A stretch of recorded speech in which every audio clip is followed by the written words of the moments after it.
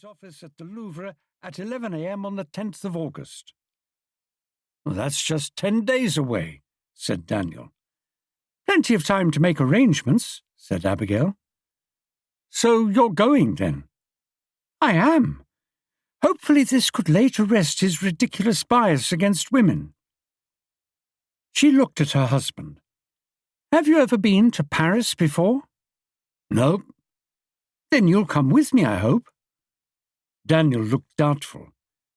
"Does this professor mention my coming with you?" "I'm not suggesting you have to meet him," said Abigail. "We can enjoy the delights of Paris together. Think of it as a holiday." Chapter 2. Paris, 9th of August, 1899. They arrived in Dunkirk on the boat and made for the railway station and the train to Paris. At the railway station, Abigail did what she always did on arriving somewhere new. She bought a couple of newspapers. "Just to find out what's happening," she said. "It's been a long time since I've been here." "You'll have to fill me in," said Daniel. "French is a foreign language to me." "French is a foreign language to everyone who's not French," Abigail pointed out. "You know what I mean. You can read it, I can't." Once they'd settled themselves in the railway carriage, Abigail opened the newspapers. "Good heavens!" she exclaimed, surprised. "Alfred Dreyfus is back in France." "Who?" asked Daniel.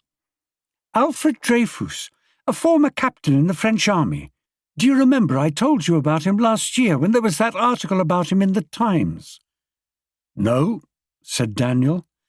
"It was a major scandal," said Abigail. "Still is. He was accused of treason, passing French military secrets to the Germans. He was sentenced to life imprisonment on Devil's Island." "Where's that?" "Some hellhole of a place in French Guiana." "I guess he deserved it, betraying his country."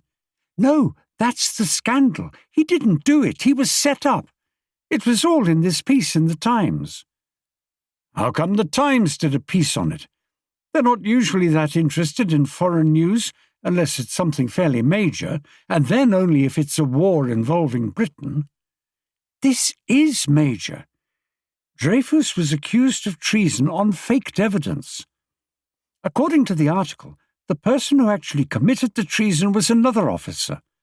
I can't remember his name, but he was named after Dreyfus had been sentenced.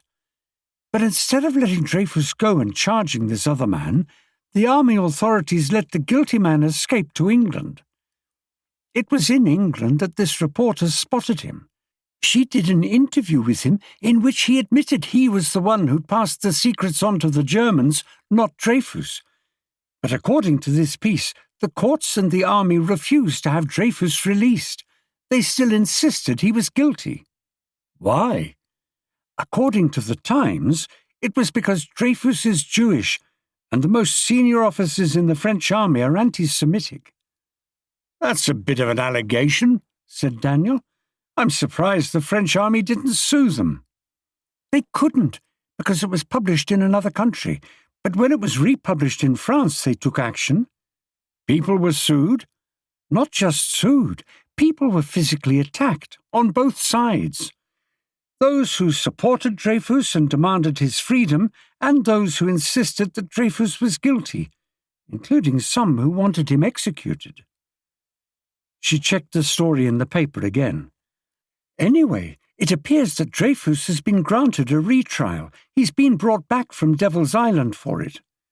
"So we can expect Paris to be a place of uprisings, with one group attacking the other," said Daniel wryly.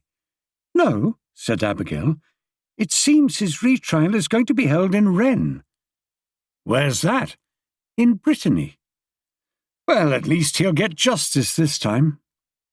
Abigail looked doubtful. "I wouldn't count on it. It seems it's going to be held in a military court, so it'll be a court-martial run by the military."